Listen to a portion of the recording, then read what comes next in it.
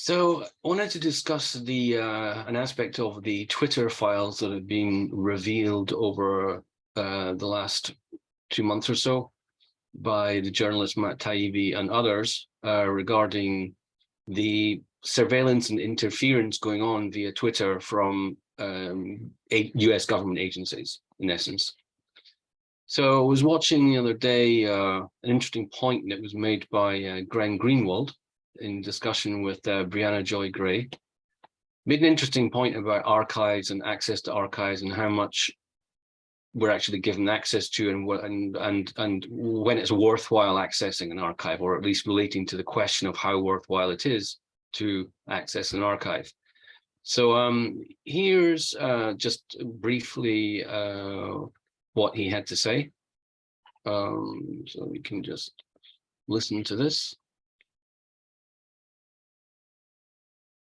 I probably would not have felt totally comfortable, to be honest, with the way in which it was done, in the sense that they were the guardian of the information, and the only information that you end up getting is information they decide to give you.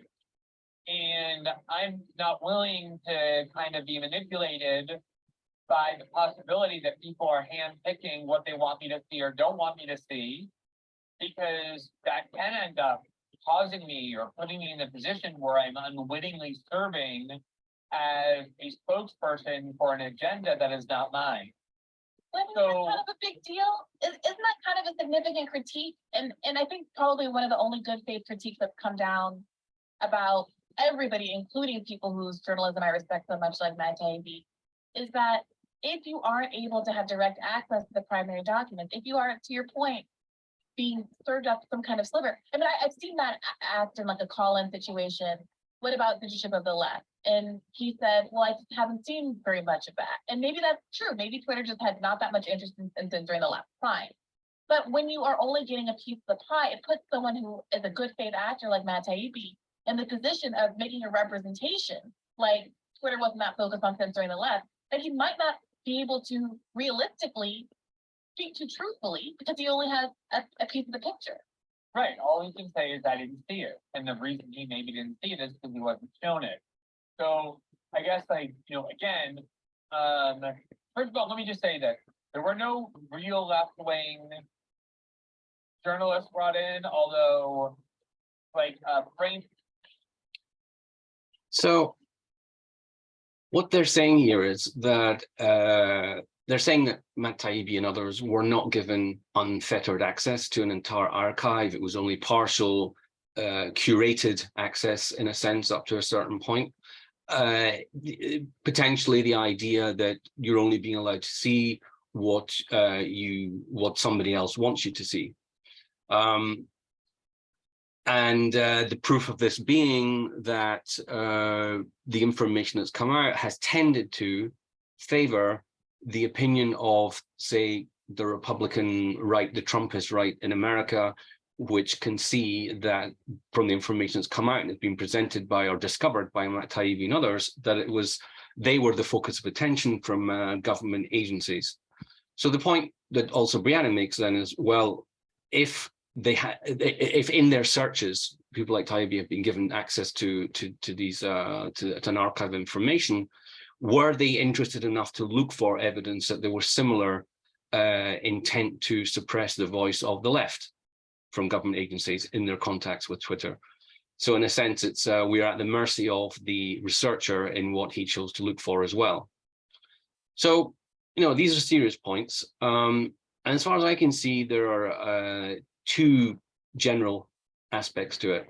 Firstly, Taibbi himself has said, and he had an interesting interview recently with Grayzone, where he said that as far as he was aware, there had been no vetting in advance of what he was being given access to, what he could look at. So the choices were his to make in terms of what searches he made through the archive that was available to him. So we, as the readers, as the consumers of this information, have simply to trust the individual researcher, his choices in terms of what he was looking for and what he's chosen to present. But I think, secondly, the bigger point here is that even if there is an element of partiality in what the researcher has chosen to look for, and even if there's some kind of partiality in terms of what he's able to see, there are choices being made by others beyond him in terms of what he can see. This is no argument for not, as the researcher, accessing the archive that is available before you. Because rarely does anyone, whether a journalist or an academic, have that kind of ideal utopian situation in terms of an archive. It was the same, let's say, with the WikiLeaks document. We might think that there's an example of a documentary archive that was that answered to a kind of higher standard, as it were. You know, there was a huge amount of information. It was just put forward. There was we know there was hardly any redactions or few that were done. In fact, it's a huge criticism that's put forward against Julian Assange, exaggerated, that there was the information was put out there without any redaction. So it was a kind of unfettered archive, unfettered access to an archive. But even there, that wouldn't be the end of a description of everything that a government has, documentary evidence that it has for us to judge their policy on war, for example. It's just one archive, or it's part of a bigger archive. It's not all the diplomatic archives that came out. It's only part of them. So the idea that there's this kind of, idealistic 100% access to an archive does not apply for a journalist, and it doesn't apply for an academic either. You simply deal with what you have before you, and you put it out there, and people make their judgment about it alongside their judgment of other research done by other people on other issues or other angles relating to the same issue. That's how it works. Now, the problem here is that these arguments are, many of them, quite frankly, are in bad faith. Because the fact is, it's being said that this partial presentation of information from the partiality in terms of the people that were providing the information to Matt Taibbi, his partiality perhaps in terms of how he looked at the archive, it relates to the fact that he's agreeing to work with a billionaire. This was the big criticism that was being put out there when he first came out with the Twitter files. But the fact is, everyone in mainstream media is working for a billionaire. They're all huge companies run by people who are making a lot of money. And if they're not billionaires, they're certainly millionaires, multimillionaires. The argument is completely disingenuous. I mean, for example, someone like Mehdi Hasan, he was quite notable as a leftist voice on Twitter, criticizing Matt Taibbi and using this phrase that was used by a whole lot of different people. The same phrase was used, that he was working for the richest man in the world. This is Mehdi Hasan, who used to work for Al Jazeera English. And I don't criticize him for having worked for Al Jazeera English, which is owned by the Qatari government. No, he just does what he has to do, and we judge him on we judge him on the merits of what he can present, and we understand the context in which he's working. Now he's working for NBC. He's working for a division of NBC Universal, which is a subsidiary of Comcast. Okay, so who's working for the billionaire? I mean, the argument is so patently ridiculous. As I say, you just deal with what you have to deal with, and you do what you can. And we know that as the people who receive the information, we're not being duped as long as everything is clear. And I've seen nothing but clarity and honesty and transparency from someone like Matt Taibbi.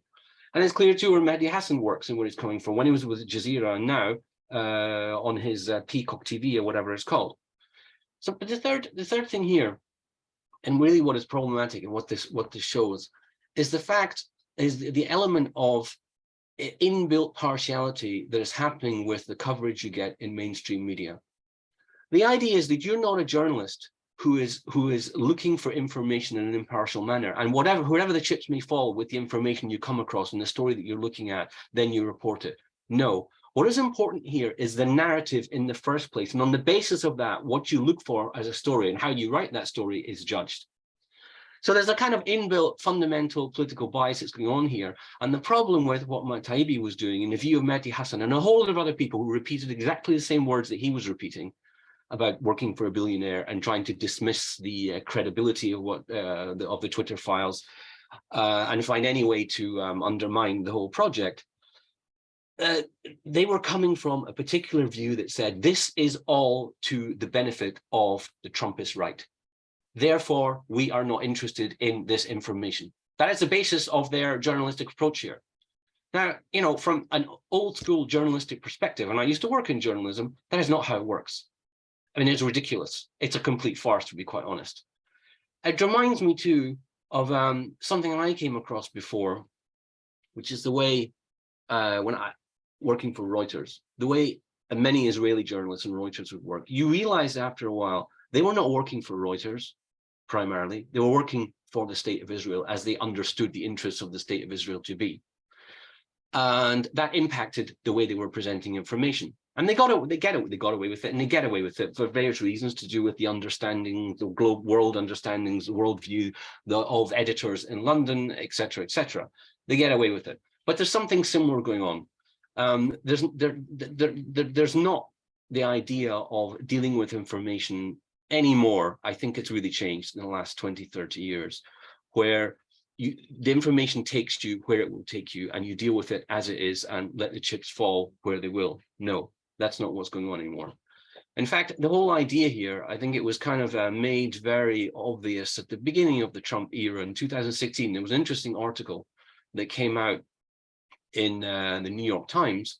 We'll just pull it up here, which really kind of became the new standard for how mainstream media, certainly in America and in the UK as well, is approaching the major stories that are going on right now. Here we go. It's from New York Times. This: Trump is testing the norms of objectivity in journalism, Jim Rutenberg writes. Balance, fairness, and a proudly provocative presidential candidate. Basically, from now on, all stories were judged in terms of, do they benefit this person or this political movement, or do they not? And here we are, so many years later, and this incredibly important archive information that is being put forward by a truly independent journalist like Matt Taibbi is an embarrassment. There's no desire to talk about it. You can see the way the issue has been dismissed in US media. There was an effort to kind of dismiss Matt Taibbi in one of the papers by describing him as a conservative, which politically he is not. I mean, it's just ridiculous and amusing to see the effort so blatant before us in terms of what's going on here, what people are trying to do, and the way they're trying to dismiss the information, the archive that has been presented. The other thing that strikes me is it's become very clear for those looking at this, the degree to which American government agencies wanted to influence the public discourse. The thing here is, what kind of impact was this, or what kind of access was being given to agencies outside the US, specifically those within the US orbit?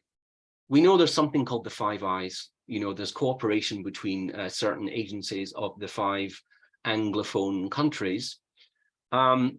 Were agencies of those other countries being given access as well to suppress voices that were seen as similarly somehow associated with the Trump movement, rightly or wrongly? And we're to go back to Brianna Joy Gray's point, what about the left, the traditional left? The efforts that she suspects, and she's right to suspect it, were also happening to suppress that voice in America. Was something happening similar here in the UK? Because this time period, we're talking about the time period where the left had control of the Labour Party under Jeremy Corbyn. And of course, that was extremely disconcerting to the traditional political establishment in all its diverse elements in this country, the UK as well. So I would really like to know whether some of the agencies had access as well to the documents. And that's one thing we'll be looking out for as things move ahead.